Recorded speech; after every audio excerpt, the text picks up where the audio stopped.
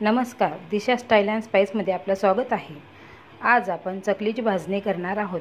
चकलीची भाजणीसाठी 6 वाट्या तांदूळ, 3 वाट्या हरभऱ्याची डाळ, 1.5 वाटी उडदाची डाळ, अर्धी जास्त वाटी मुगाची डाळ, अर्धी वाटी जिरे, अर्धी वाटी धने, हे सर्व साहित्य मी या वाटीने घेतलेलं आहे। हे 2 किलोचं प्रमाण तयार होते। आता आपण तांदूळ धुवून घेणार आहे 2 पाण्याने।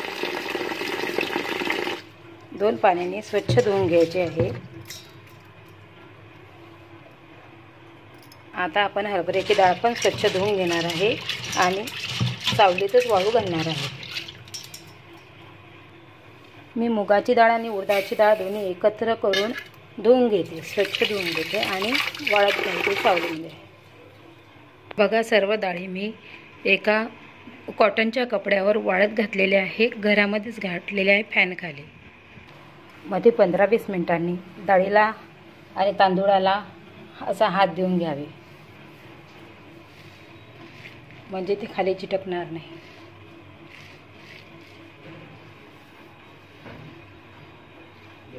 आणि सुटसुटीत होईल।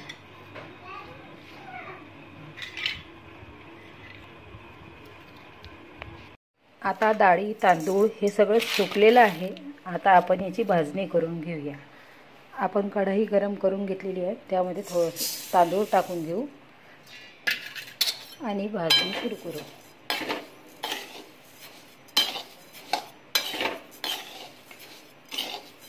याचा थोडासा पांढरा रंग येईल तोपर्यंत हे तांदूळ भाजायचे आहे। भाजणी एकदम व्यवस्थित करावी आणि गॅस बारीक करूनच त्याची भाजणी करावी, कारण भाजणीवर पूर्ण चकली असते।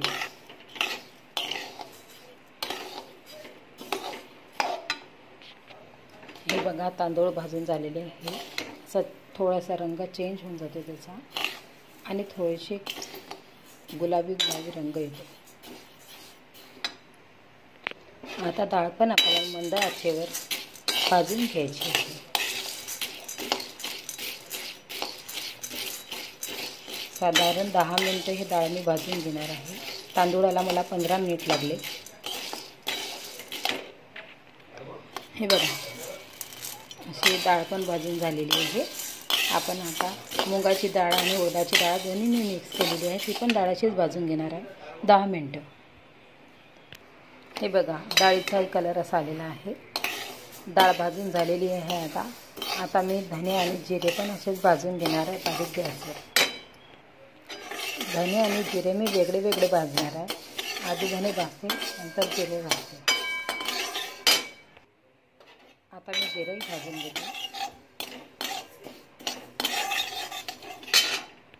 आता सर्व साहित्य मी एकत्र करणार आहे आणि ते थंड झाल्यानंतर आपण जाडसर दळूया। हे बघा, असं रवाळ पीठ मी हे चकलीचं दळून घेतलेलं आहे। या जाड पिठामुळे आपली चकली खुसखुशीत तयार होईल।